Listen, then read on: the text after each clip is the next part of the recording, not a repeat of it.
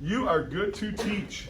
Alright, so in case you weren't aware, you're being persuaded 24/7 by everything around you, whether it be the movies you see, the people you like work or live or hang out with. It's always like around you. You cannot escape it no matter where you go. So with that, we are going to show you what persuasion is. So when choosing a topic, we're talking about persuasive speeches, it's good to do no inflammatory topics, which are topics that you could think of that make people angry and you do it just to make people angry. Give me one. I don't know. Like people UFM sucks. There you go. Yes. Men are better than women. Exactly. Okay. Exactly. I like it. Your topic also should be current and controversial. You can be both. So a good topic is that something that gets discussed normally. Masks. Yes or no? Depending on the way you present yourself, yes. Yes. But so it should be something that gets talked about normally, whether it's at the dinner table, whether it's at school, whether it's between you and your friends. Got ya? There's something that most people would have a general overview about. So you're not just talking about random things with people that they have no idea what you're talking about. Gotcha. And then important to you as or society as a whole. So if you're trying to persuade someone about something that's not important to you, it's not going to work because you're not going to be. It's not going to be like essential to you. And Like research papers that are assigned to you and you don't get to pick your own topic? No. Gotcha. No. So a claim. Another word for a thesis, so it should be clear. Theses should be made up of many claims. So you know when you write your English paper, you have a thesis and then each paragraph's an additional claim that supports your thesis, that kind of thing. Can the thesis be a question? Yes. Yeah. Really? I think No, so. it's a statement, isn't it? Yeah. Gotta be a statement because Yeah, that's it's a telling statement. it. A statement that Question. answers a question. What's wrong with your second dot? Nothing. Should be clear. Goes along with a thesis statement. Yeah, it shouldn't be yes or no either. Shepherd Public Schools should stop making students wear masks. Shepherd Public Schools must stop making students wear masks. Which one do you like better for your thesis? Must. Stay strong, people. Stay strong with your claims. Should is when your parents look at you and go, you should be home by midnight. You as teenagers now think, I got till 12:30. Yeah. Don't tell me you don't. I did, except I took till like 4. That's also the difference that's between I think and I believe. Bam! Yeah. What's the difference? Talk to me. I think is you're giving people opportunities to question you, but I believe you're just giving them what you feel. How do you change somebody who believes something? It's hard. Can you? I mean, yeah. Depending on the topic, depends. Okay, abortion. I think so. Yeah, I've heard of lots of people who have changed their minds about it. Oh, seriously? Yeah. So they change how they thought, not what they believe? Or at least just become more open-minded. Yeah. Yeah. Okay, so you might get people to understand. You can still have your belief and be open-minded at the Okay, same each time. one of you, I'm going to go right down the line. When does life start, Mac? When you're in the womb. What? When you're in the womb. Okay. Linz? What are they called? Embryos? Embryos? Embryos. So it depends on what kind of life you're talking about. Like Oh, cellular suddenly life. you're going to define life. Okay. Well, When it's does life WS. start? When does life start? Cellular life starts at conception. Okay. But a true human being, for me, doesn't start unless they're like pretty much out. Like they can function on their own. Okay. Because if you can't live on your own, So like dependent, let's just clarify. It's real easy. When does life start for Lindsay Russell? cellular starts at conception. Okay. Yo. I agree with Mac. Okay. Question. Is a sperm alive? Technically. Is an is an egg alive? Technically. Okay. Enough said. We'll just leave that for debate class, third try. If you want. Okay. And as we just discussed, they are arguable. You can have multiple sides. And But it's okay. Attack ideas, not people. Yeah. It's not the person. That's what happens in today's society. And it needs to be able to be researched. Evidence, so should obviously support your claim. If not, you're doing something wrong. Because that's just, no. Strong evidence is important. And a warrant, so how I think of that is when your teachers ask for you to do, like, your English teachers, when you do your evidence, it's the explanation that comes after that explains how your evidence connects to the claim. When you're Example? doing English papers. we're gonna be getting into that. Okay, We I have just want to double examples. check We have because a great example. to me that's huge. Yeah. That part's huge. I hate it when people will just cut and paste. Like if you say, life begins at conception, according to such and such and such and such and blah blah blah blah blah, and then you go on to the next thing. You don't talk to me how that connects and Yeah. supports you. I want your voice more than I want facts. And your stronger your evidence normally means more persuasion opportunities. So, yeah. So we're gonna get into some examples just to help better understand. Hey, So a claim example would be people whose names begin with J are insane. define insanity. Hey! Hey, So we have John Wayne Gacy. yeah, thanks a lot. Jeffrey Dahmer, Jay Gross. Wow, what a great group. Jeff Dunham. Oh, gee, wow. I got up my hand. He's got his hand up a dummy butt. So all of these people's names begin with the letter J, and each of them have different reasons for them being insane. To teach, yep, I John gotta Wayne be Gacy was a crazy. serial killer that killed many children. So Like over 30. It was terrible. yes, Jeff Dunham talks to himself for a living. He talks to audiences. He talks to himself for a living. It's awesome. He talks to And he makes money, he's rich. I know. I didn't say. I talk to myself and answer, and I get paid nothing. I didn't say it wasn't smart. I just said it's a little insane. Human kebabs. Yeah. Jeffrey Dahmer was also a serial killer and was a cannibal. So, Oh my god. and Mr. Gross hoards dogs. It's a joke.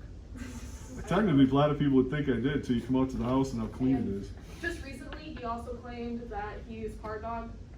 That just to, That's a compliment. so all of those people would be the evidence, and then the little explanations the little explanations under that would be the warrant because it's explaining how. Oh, good example. That's good. Very Yeah. good. It's the warrant. It's explaining how it connects the evidence to the claim. Yes. So adapting persuasive messages, you have to adapt to the audience. So you have to consider the audience if possible, and then if you can pull them. So I would say, how many of you agree with people with J names are insane? Okay, so I have two. Anybody else? Think about any person with a J that starts their name in any point of your life. I'm sure some will come to mind. You agree? So I have three. So how many of you disagree that people with J names are insane? Also three. How many of you don't care? How many of you feel uninformed? Okay, so If you give me a couple more people, sure, maybe. okay, well, when you pull your audience, you usually find out who's neutral, who agrees, who disagrees. And with the people that you agree, you want to target them, not in a bad way, but like, you want to intensify their agreement and call them more to action. And you normally inform them more with like little lesser known facts. So if I go back to Jeffrey Dahmer, it's, if he, You didn't read up on him much, did you? Yeah. I know a lot. How he drilled into the brain and put acid to make zombies because he didn't I want did them that. leaving him. Cut off body parts and It's refrigerated unbelievable. them. You can look at the Polaroids. It's one of the most gruesome Pretty things sick, I've ever literally seen. sick. but some of the lesser known facts about Jeffrey Dahmer would be that he like hurt animals growing up. It's one of the three things Yep. about a triad for a murderer when you grow up. The three are arson, wetting the bed, and hurting animals. So he was a common animal abuser from the beginning.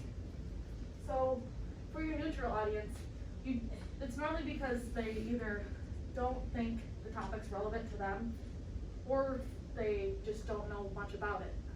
So with them, you would inform the audience about all these evidence and also show how it's relevant, because a way of showing it's relevant is saying people with J names live among us.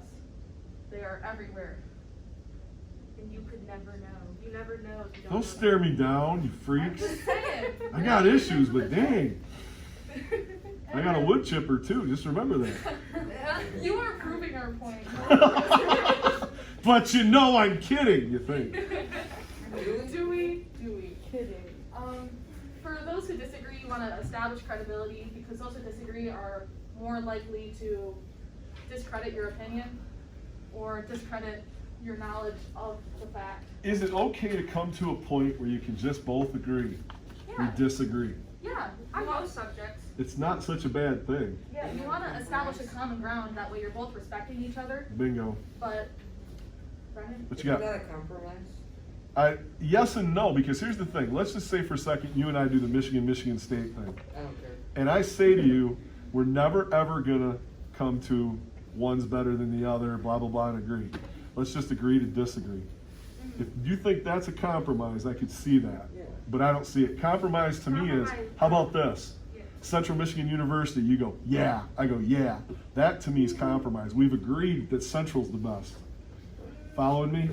Now, I'm not saying that's right, because you can see it both ways. I feel like compromise is more is when you each give something Yeah. in return for a. I agree. agreement. I always want 51% though. You take 49. Yeah, you can't really give your opinion away, that's why I think it's more of establishing a common ground than.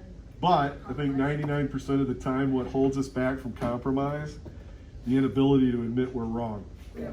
We could possibly be wrong because, you know, I'm looking at it, the abortion thing, when we talk about this in debate, and we actually do a Friday debate on this, it's amazing. I love hearing your beliefs because there's so much scientific fact here, there, and there, and there. But until you're in that position, I mean, you don't have to agree, but understand. Understand. It's hard right now to me understanding the mask thing because I hear so much conflicting evidence. What do I trust? What do I not trust? So, good call on that. I like that. But the two most important things are establishing credibility and just agreeing to disagree no matter what. I think credibility is huge when you guys do your persuasive speeches because let's just pretend for a second. Let's go with Miss Beltnick. Miss Beltnick comes up and she's going to persuade us to wear seatbelts and make sure your airbag's working. She talks about all the accidents she's been in, the close accidents she's been in, and how her parents' insurance is just out of crazy. That's her credibility. And we all believe it because we know it. But don't be glaring at me. If I have Caden Andrews come up there and he says, today I really want to show you guys how to do needlepoint. Well, I had to do something to persuade you to do needlepoint. It's really relaxing. I've never done it before, but you guys really want to listen to him? No. I'm interested. Oh, and nothing to do with it. Credibility's huge.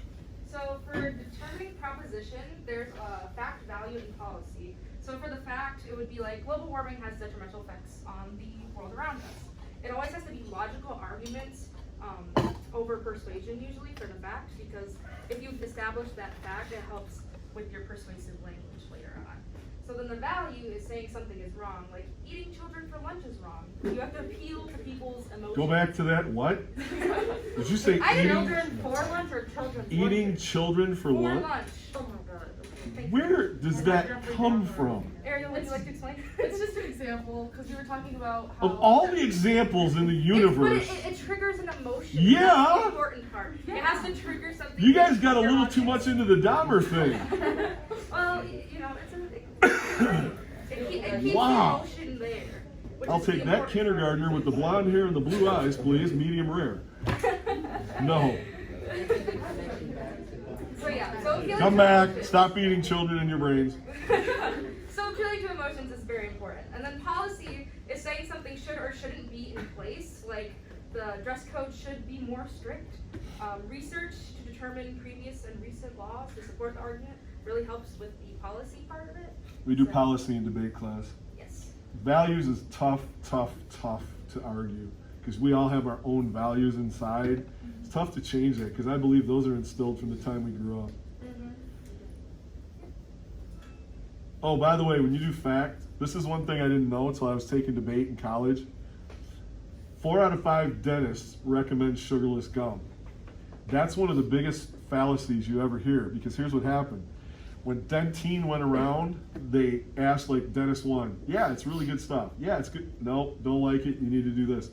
They waited until they got 4 out of 5, and then they didn't care what the 5th one said. As soon as they got 4 in a row, 4, 5 dentists recommend sugarless gum. They might have asked 100 till they got 4 in a row. That's Yeah. terrible. All right, so organization. Attend attention. You need to grab the attention in some way to make it relevant to the audience, because if you don't have their attention like from the beginning, then it's really a lost cause, because if they don't feel that like connection with the topic, it's really not going to do much for them, and it's not going to help you in any way. One of the craziest ones I ever saw in speech class for Persuasive, they got up, pretends it's Mac because she's closest to the podium. Mac got up and she goes, 1, 2, 3, 4, 1, 2, 3, 4, 1, 2, 3, 4, 1, 2, 3, 4. All the four stand up. They stood up. She goes, 1 in 4 of you within the next 5 years will contact HIV. And we're like, whoa. it was hilarious, because not funny hilarious, but it was hilarious because it really grabbed them, and they're like, and then they went into all the things. If you have unprotected sex, work on abstinence, work on all this stuff. Your attention getter just wham. Alright, and then the need is the evidence to support. So, you just need, like, you know, evidence, your facts, your, whatever you can find that's solid that can support it, because you need to have solid evidence before you really go into your opinions about this evidence, which kind of, you know, it leads back to the credibility thing, where it's like, you know what you're talking about. And then for satisfaction, you need to offer a solution that's doable and well thought out. That is very important, because if you don't offer a solution, then you're just presenting a problem, and that leaves a lot of open ends.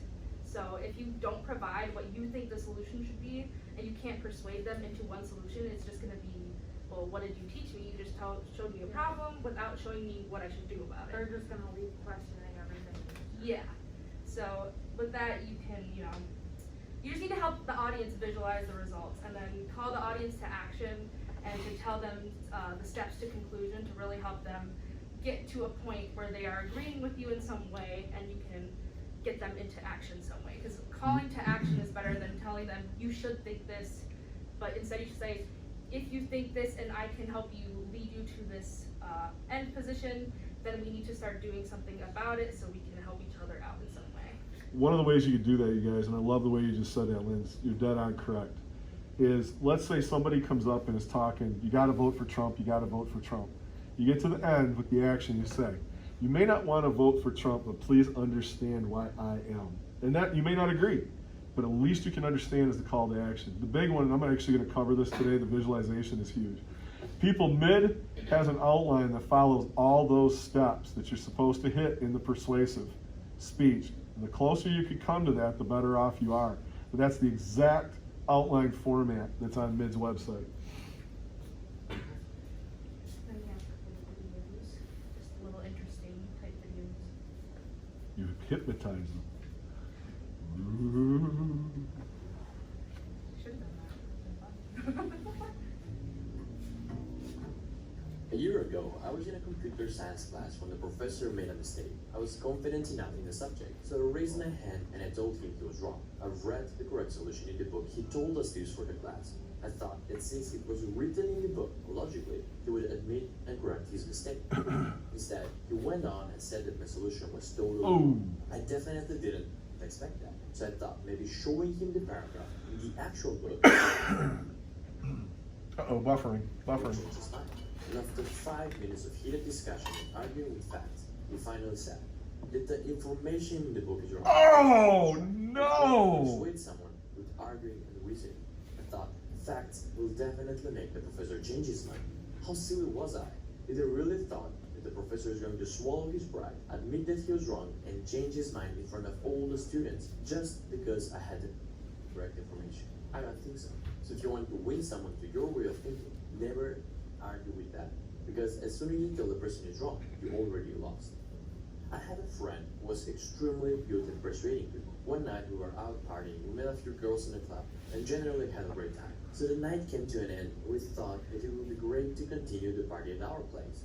So we let our magnetic friend to try and convince them to come with us. At the time, I had no idea why he was so successful at persuading people. But after I read a few books on the topic, I can now clearly see how he did it. At first, he asked them if they loved to party. They were in a club, so the answer was clearly yes. Then he asked if they had Buffering. The internet here. That's okay. The answer was yes. He then proceeded to ask a few more questions, and he made sure that the answers to all of them were likely to be yeses. Finally, he asked if they wanted to continue the party at our place, and sure enough, they thought it would be a great idea and said yes. See how he didn't start to logically reason with them as for why they should come with us. He got yes after yes, and slowly the girls arrived at the conclusion they would have refused a few minutes previously. That's Socrates, manipulation. one of the greatest philosophers the world has ever known. He did something that only a handful of men in all history have been able to do. He sharply changed the whole course of human thought. And now, 24 centuries after his death, he is honored as one of the wisest persuaders who ever influenced this world. So how did he do it? Did he tell people they were wrong? Well, not Socrates. He was far too clever for that. His whole technique, now called the Socratic method, was based upon getting a yes-yes response. He asked questions with which his opponents would have to agree. He kept on winning one admission after another until he had an armful of yeses. He kept on asking questions until finally, almost without realizing it, his opponents found themselves embracing a conclusion they would have bitterly denied a few minutes previously. The next time you're tempted to tell someone he or she is wrong, remember old Socrates and ask a gentle question. A question they will get the yes-yes response. If you found this video helpful, leave a like and share it with a friend. So yeah, so this video is basically just narrowed down to the Socratic method, which is very common in a lot of things when you're usually like debate or just talking a general conversation. You know, it's a very common method and it's very effective. Very, very effective. Yes, because we as humans fail to. It helps you see back to the how you know you're too prideful to admit you're wrong. So if you can get them to be like, okay, well if this is a yes and this is a yes, why wouldn't this be a yes?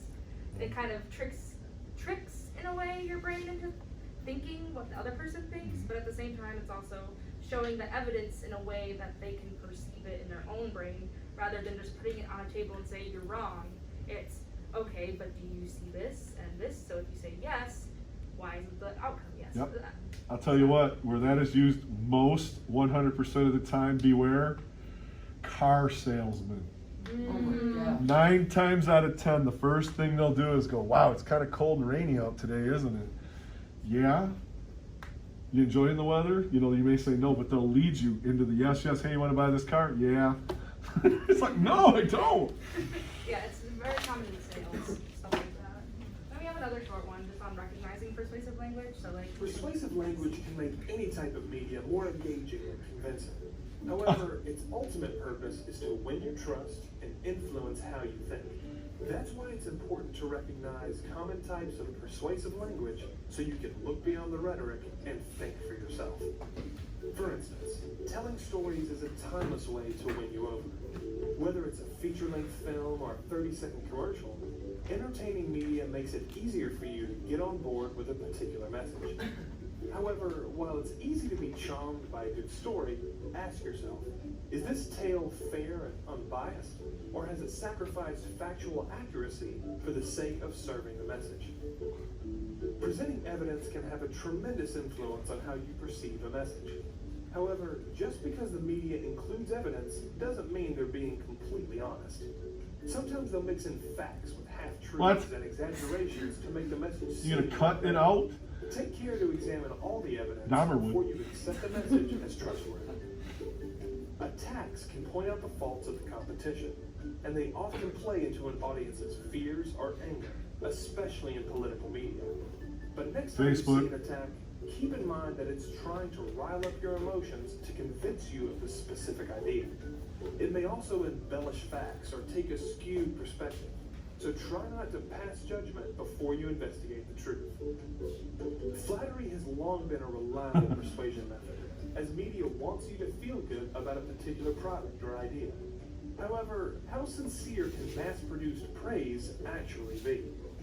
Do your best not to be lured in by kind words, and consider if the media is just telling you what you want to hear. Inclusive language frames a message in terms of us and we and our, giving the impression that the creator of the media and the audience are on the same side. However, this can come off as false, especially if it seems like the creator doesn't actually have anything in common with you. Whether it's used to reinforce reinforce the truth or hide a lack of substance, don't let persuasive language be the only thing that sways your opinion. Always look beyond the rhetoric and seek out the facts behind any claims. So yeah, so that's just kind of like explaining really common persuasive language that you see a lot but don't realize is affecting you. And then another thing we have, so this is kind of just obscure, but we thought it was cool because there's science behind it, the persuasion of colors. Oh, so, yeah. Throughout the U.S., so colors can trigger like emotional responses. Usually the people are like, oh, blue is my favorite color because, you know, it reminds me of the ocean is pretty, and I like the cute little animals. That's an emotional response that you're connecting to that color. So, like whatever your favorite color is, you have something connected to it that makes you your favorite color. So, for like red, an example, throughout the U.S., red was pulled and it was seen as one of the most negative colors because of like test corrections and stuff like that. Like when you get a test correction, they use like a red pen and they It looks slash like the through it. paper's bleeding. That's Yeah, why I use yeah, green they're and slashing the blue. paper. So, and also colors were shown that if you like write something with it and publish it, if it's colored text, it's usually absorbed better. Really? For some reason, like especially if you use like I've seen people say write your notes in blue pen because blue pen helps you remember things better. You tend to remember it more. So Wow. that's what they say. Even when you're old? And then color can also help with your call to action because it can increase your motivation up to 80%, especially with the whole reading thing. If you put like red in your presentation, sorry, I didn't really slide it in your face. If you put red in your presentation, well, the negative connotation with red makes you like, oh, okay. But if you use like a blue text, well, blue is a more positive color according to statistics, so that's more likely to trigger a better response in their brain. Which help me here. There's a college that they paint the visiting locker rooms pink. I heard you did that at one point, but I don't know. if Everything's pink in one of them, and they hate it. The other opposing teams hate it. It's supposed to make you feel passive, kind of mellowed out. Yeah, that's what they do in prisons in like Sweden or something like that. They paint Oh like my the cells pink. God, So it's, like, that would be relaxing. hell. It's like I'm stuck in a Pepto-Bismol bottle. But yeah, so And we've probably all heard all the studies that like red and yellow make you more hungry. yeah, like I don't care what I look at, it makes me hungry. like that's why like most like fast food restaurants have like red and orange, Really? or red and yellow. McDonald's, Burger King, Taco Bell, like all of them have one of those colors on it. Yeah, Arby's, like all those places. So yeah, that's our fun little thing, and that's it. Cool.